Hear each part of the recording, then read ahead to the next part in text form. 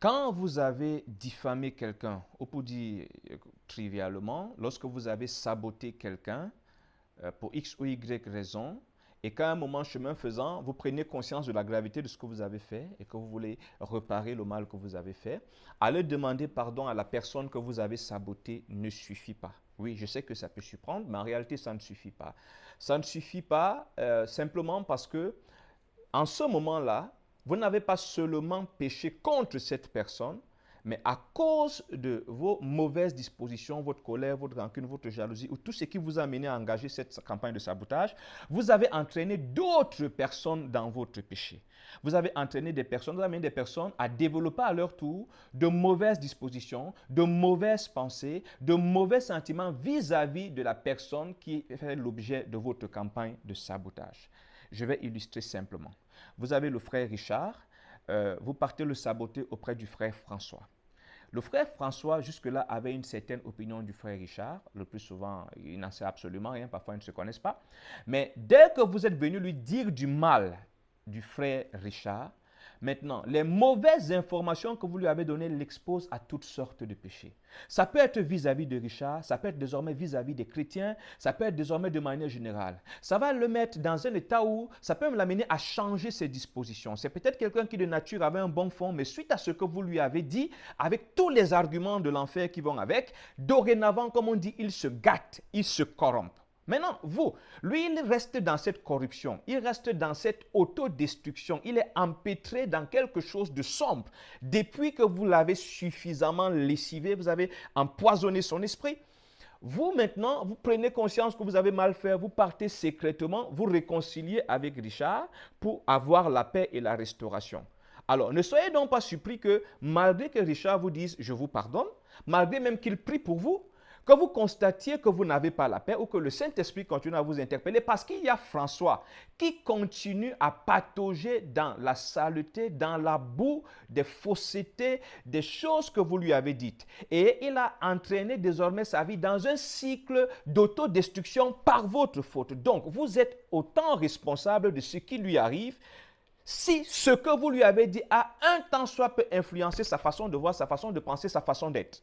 Alors, allez vous réconcilier avec Richard, ne vous dédouane pas, ne répare pas le mal que vous avez fait. Vous le réparez partiellement.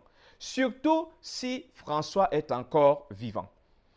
Et là maintenant, au niveau des hommes de Dieu, c'est encore plus grave. Lorsque votre campagne de sabotage a par exemple eu pour effet de disloquer un ministère que Dieu a fondé ou alors de disperser les membres d'un ministère, c'est plus grave. On comprend mieux pourquoi le Seigneur a dit que on ne peut pas empêcher que les scandales arrivent, mais malheur à celui par qui le scandale arrivera. Parce qu'il faut comprendre par exemple qu'un ministère, c'est une vision, c'est un projet divin. C'est des destinées qui sont connectées à un ministère. Lorsque par votre sabotage, vous avez paralyser, ralentir un ministère ou disperser les membres, vous avez attaqué les destinées de plusieurs personnes. Vous avez attaqué directement le projet divin dans plusieurs vies. Alors, parfois dans ce ministère, il y a de nouveaux convertis qui commencent à avoir du zèle pour le Seigneur, mais qui, suite à ce que vous avez dit, non seulement retournent dans le monde parce qu'on a eu ces cas de figure, ou tout simplement se compromettent complètement et n'ont plus de limites. Ils patauchent dans tout avec pour excuse ce que vous lui avez raconté sur l'homme de Dieu. Et le plus souvent, ceux qui sont des acteurs, les initiateurs de campagnes de sabotage ne pèsent pas la conséquence de ces choses-là. Alors, vous êtes en train de porter sur vous la conséquence de ces âmes qui se perdent. La conséquence de ces destinées qui sont actuellement en ballottage parce que vous avez détruit, vous avez perturbé le processus qui leur permettait justement d'aller dans la bonne direction. Aller demander pardon à cet homme de Dieu ne suffira pas. Oui, parfois, il est arrivé des cas où vous êtes allé voir l'homme de Dieu, il va prier. Il y a des cas où ça peut marcher. Mais il faut faire attention. Il y a des cas également, et ça on en a rencontré, où ça ne marche pas. Ça ne marche pas. Alors, regardez, vous êtes allé, normalement, quand on a pris conscience du mal qu'on a fait, on a envie de le crier sur les toits. Il n'y a aucune honte à ça. Parce que le chemin par lequel le poison qui est parti de vous est passé, c'est par le même chemin que le contre-poison devrait passer. Alors, pourquoi ne pas aller en assemblée ? En pleine réunion d'assemblée, si vous savez que vous avez mené cette campagne de sabotage dans la communauté, vous avez demandé pardon aux frères et à la sœur en secret, parfois devant les leaders, mais il y a la communauté. Il y a dans la communauté des gens qui continuent actuellement à naviguer dans tout ce que vous leur avez dit de faux.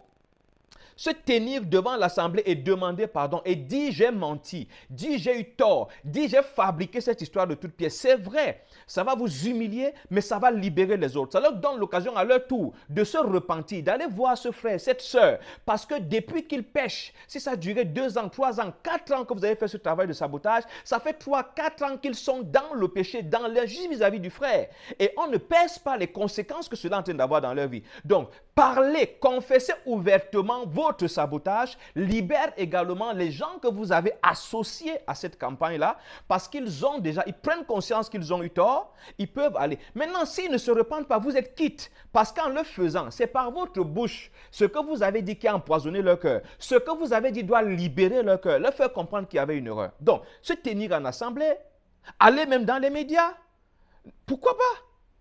Tant qu'on sait absolument, quand on a pesé la gravité de ce qu'on a fait et qu'on veut réparer, il faut vraiment réparer. Beaucoup d'enfants de Dieu aujourd'hui sont en train de subir les conséquences de ce sabotage dont ils ont mal géré les réparations. Quand vous voulez réparer, ne vous limitez pas à la victime immédiate. Il y a les autres que vous avez entraînés. Tant que ces gens sont en vie, vous avez la possibilité de réparer. C'est vrai, c'est douloureux. C'est vrai, c'est pénible. Je loue Dieu pour ces frères qui parfois même ont pris l'initiative de dire non, moi je vais aller rencontrer le frère tel, s'il te plaît. Dis au leader, je voudrais que tu m'accompagnes. Il dit à notre frère, accompagne-moi voir le frère tel. Parce qu'en réalité, j'avais dit beaucoup de choses. J'étais allé le voir. Je lui ai dit beaucoup de mensonges sur cette sœur. Et c'est sûr qu'aujourd'hui, le frère déteste la sœur. Il déteste le frère à cause de ce que j'ai dit. Je vais aller demander pardon au frère. Oui, tu dois lui demander pardon. Parce que tu l'as induit dans le péché. En l'induisant dans le péché, tu l'as exposé à toute la colère de Dieu. Et parfois même, nous allons médire, nous allons saboter des gens dont nous ne connaissons pas les déclarations de Dieu sur leur vie. Nous avons entraîné beaucoup de personnes dans la destruction, dans beaucoup de maux, parce que nous avons manqué de sagesse. Puisse le Saint-Esprit nous aider.